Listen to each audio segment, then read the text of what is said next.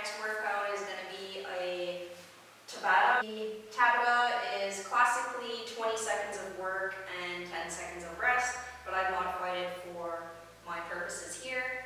For this workout, we're going to go with 40 seconds of work and 20 seconds of rest. You, of course, can modify that for your ability at home. We have the next one being 30 seconds of work and 20 seconds of rest.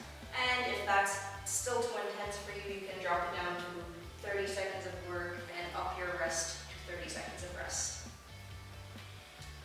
Our first Tabata will be 40 seconds of push-ups, 20 rest, 40 seconds of plank jacks, 20 rest, 40 seconds of mountain climbs, 20 rest, and a 40-second plank hold. I'm going to be giving a demonstration of each of those movements and any modifications that I can. Our second Tabata for today is going to be 40 seconds of squats, 20 rest, 40 seconds of alternating curtsy squats. I'm going to give a demonstration of that movement. 20 rest. We're going to do 40 seconds of alternating reverse lunges with a knee. 20 seconds rest, and then a little bit more of an advanced movement, which is going to be 40 seconds of squat jumps. However, I provided a modification or an alternate being the double pump squat, which I'll also give demonstrations of. Our third and final Tabata for today is going to be 40 seconds of crunches, 20 rest, 40 seconds of heel taps, 20 rest, 40 seconds of toe reaches, 20 rest, and then 40 seconds of the flutter kicks. Again, I will give a demonstration of each movement. This is a demonstration of the push-ups and the alternates or modifications for them. So a full push-up. Here, your core is tight. Then we have push-ups from the knees. We have hand release. And hand release from the knees.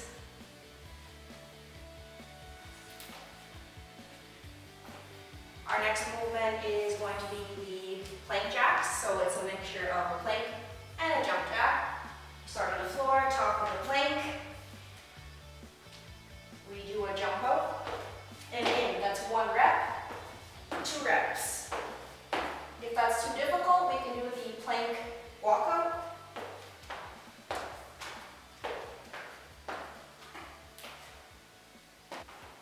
Our third movement in the Tabata is the mountain climbs.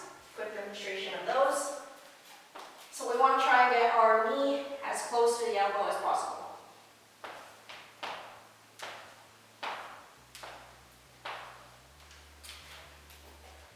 Our fourth and final movement for the first Tabata is going to be a plank hold. Now there's a few different options. We can do the front plank, which is on the elbows. You want to keep your body as tight as possible. You're squeezing everything super tight. This is the more advanced version of the plank. If this is too difficult, you can do a straight arm plank, which is here. Keeping everything as tight as possible. If you need a second, you can come down to a knee, count to 3, and right back up again. You want to accumulate the 40 seconds. So this is the first movement in our second Tabata. It's going to be just a regular air squat, so chest is tall, core is tight, feet are just outside shoulder width, hinging at the hips and pushing the knees out, squeezing the glutes at the top. Here's a side view. Chest is tall, core is tight, feet just outside shoulders, hinging, pushing the knees out.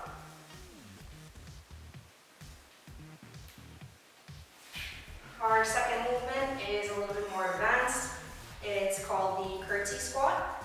So we're going to start again. Chest is tall, core is tight, feet just outside of shoulder width. We're going to choose a leg to start with. For me, it's going to be the right leg. So I'm going to take my left leg and tuck it behind my right leg in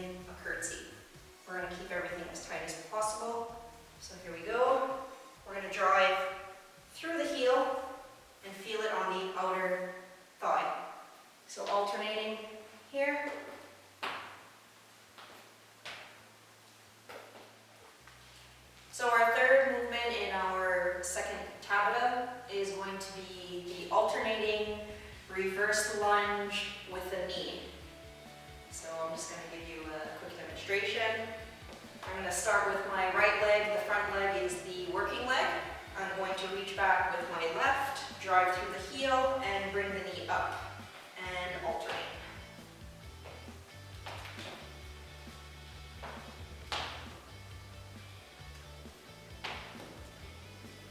If you can't perform the reverse lunge with a knee, you can do a split squat or split lunge.